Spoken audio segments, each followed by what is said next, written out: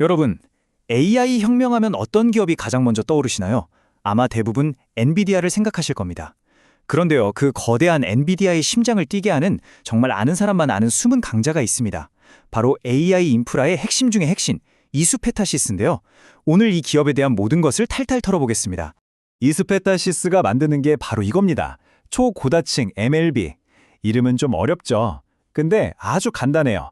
AI 서버의 혈관이자 신경망이라고 생각하시면 됩니다.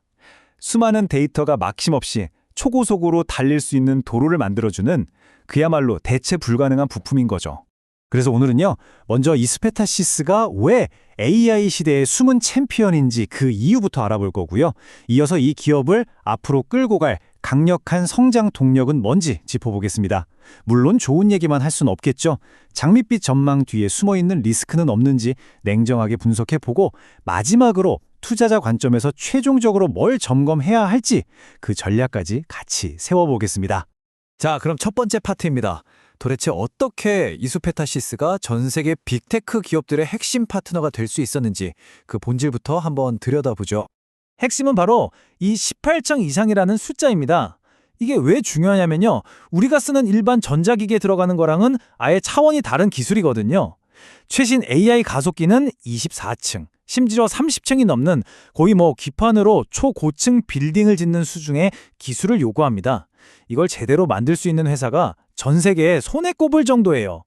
이수페타시스가 바로 그 소수의 기술 장인 집단인 겁니다.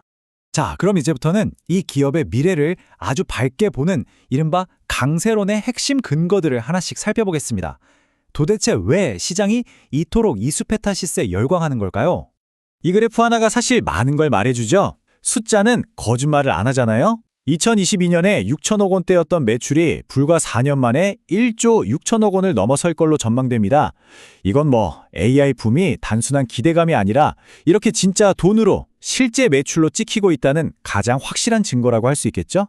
이 고객사 리스트를 한번 보세요. 엔비디아, 구글, 마이크로소프트, 정말 AI 시대를 이끌어가는 거의 모든 거인들이 이수페타시스의 고객 명단에 이름을 올리고 있습니다.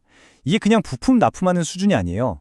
아예 칩 설계 단계부터 같이 머리를 맞대고 개발하는 그야말로 운명 공동체이자 전략적 파트너라는 의미입니다. 그리고 바로 이겁니다. 이수페타시스의 핵심 경쟁력이요. 아무나 들어올 수 없는 가장 기술 장벽이 높고 수익성도 좋은 바로 이 초고다층 MLB 시장에서 세계 1등을 다툰다는 사실. 이게 바로 이 회사가 시장에서 높은 평가, 즉 프리미엄을 받는 근본적인 이유입니다. 이걸 워런 버핏은 경제적 해자라고 표현했죠. 경쟁자들이 쉽게 넘보지 못하도록 성주위에 파놓은 깊은 연못이요. 이수페타시스의 해자는 크게 세 가지입니다. 첫째, 누구도 쉽게 따라올 수 없는 압도적인 기술력. 둘째, 제품의 가치를 몇 배로 올려지는 혁신적인 공정기술. 그리고 마지막으로 하루아침에 쌓을 수 없는 빅테크 고객사들과의 끈끈한 신뢰관계. 이 세 가지가 아주 강력한 방어벽을 만들어주고 있는 거죠. 그럼 앞으로는 어떨까요? 여기서 멈추는 게 아닙니다. 지금 밀려드는 주문을 다 감당하지 못해서 제5공장을 새로 짓고 있어요. 이게 완공되면 생산 능력은 지금보다 훨씬 커져서 1조 1천억 원 규모까지 늘어날 전망입니다. 성장의 엔진에 식지 않고 계속해서 돌아가고 있다는 아주 명백한 신호라고 볼 수 있겠죠. 자, 지금까지 얘기를 들어보면 정말 완벽한 회사 같죠? 당장 투자해야 할 것만 같고요. 하지만 투자는 항상 동전의 양면을 봐야 합니다. 지금부터는 이 밝은 빛 뒤에 숨겨진 그림자, 즉 이 회사를 비관적으로 보는 약세론의 근거들을 아주 냉정하게 살펴보겠습니다. 약세론의 핵심은 바로 이 한 문장으로 요약됩니다. 지금 주가는 너무 완벽한 기대감만 반영하고 있다. 그러니까 앞으로 일어날 수 있는 모든 좋은 일을 이미 가격에 다 끌어다 썼다는 거죠. 여기서 만약 조금이라도 기대에 못 미치는 결과가 나온다면 그 실망감은 주가에 큰 충격으로 돌아올 수 있다는 아주 날카로운 경고입니다. 이 표를 보면 그 경고가 더 현실적으로 와닿으실 겁니다. 기업의 자산 가치 대비 주가가 몇 배인지를 보여주는 PBR이 11배를 넘어섭니다. 이게 어느 정도 수준이냐면요. 비슷한 사업을 하는 대만이나 미국의 경쟁사들과 비교했을 때 거의 두세 배 이상 비싸다는 뜻입니다. 물론 시장 1위니까 프리미엄을 받는 건 맞는데 이게 과연 정당화될 수 있는 수준인가 하는 의문이 제기될 수밖에 없는 거죠. 내부적인 리스크도 있습니다. 바로 오버행이라는 건데요. 쉽게 말해서 시장에 풀릴 수 있는 잠재적인 매물 폭탄이라고 생각하시면 됩니다. 대규모 시설 투자를 위해 새로 발행한 주식이 약 1,000만 주가 넘는데 이 물량이 시장에 풀리면 주가가 오르려고 할 때마다 발목을 잡는 매도 압력으로 작용할 수 있습니다. 투자자 입장에선 반드시 고려해야 할 부담 요인입니다. 그뿐만이 아닙니다. 만약에 세계 경기가 갑자기 나빠져서 빅테크들이 허리띠를 졸라맨다면 이수페타시스도 직격탄을 피할 수 없겠죠. 또 매출의 95% 이상이 수출에서 나오는데 만약 원화 가치가 너무 올라버리면 가만히 앉아서 이익이 줄어들 수도 있고요. 여기에 예전에 갑자기 신사업 인수를 철회했던 전례는 경영 전략의 일관성에 대한 물음표를 남기기도 합니다. 자, 이제 마지막 단계입니다. 지금까지 살펴본 강세론과 약세론, 이 양쪽의 논리를 종합해서 투자자로서 우리는 어떤 점을 최종적으로 점검하고 어떤 전략을 세워야 할지 정리해 보겠습니다. 핵심은 결국 이겁니다.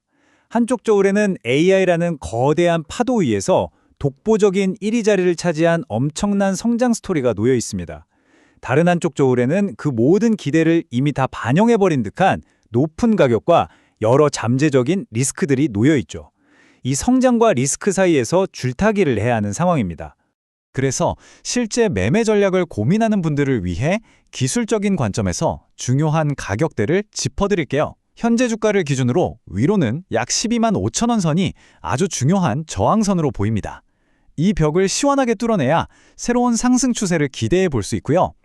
반대로 아래쪽으로는 8만 원에서 9만 원 사이가 아주 강력한 지지선 역할을 할 가능성이 높습니다. 만약 조정을 기다리면서 재진입을 노리는 분들이라면 이 구간을 눈여겨볼 필요가 있겠죠. 이런 복잡한 상황을 반영하듯이 요즘 시장의 전반적인 분위기도 조금씩 바뀌고 있습니다. 과거의 무조건적인 매수 의견보다는 이제는 일단 보유하고 지켜보자거나 상황을 좀 더 관망하자는 신중론이 힘을 얻고 있습니다. 그만큼 가파른 주가 상승 이후에 위험과 보상의 균형점이 달라졌다는 뜻이겠죠. 결국 이 질문으로 돌아옵니다. 이 기업의 압도적인 성장 잠재력을 보고 현재의 높은 가격과 여러 리스크를 감수할 것인가? 아니면 밸류에이션 부담이 좀 해소될 때까지 차분하게 기다릴 것인가? 좋은 기업이라는 점에는 이견이 없지만 과연 지금이 좋은 가격인지에 대해서는 의견이 엇갈립니다. 이 질문에 대한 최종적인 답은 결국 투자자 여러분 각자의 몫입니다.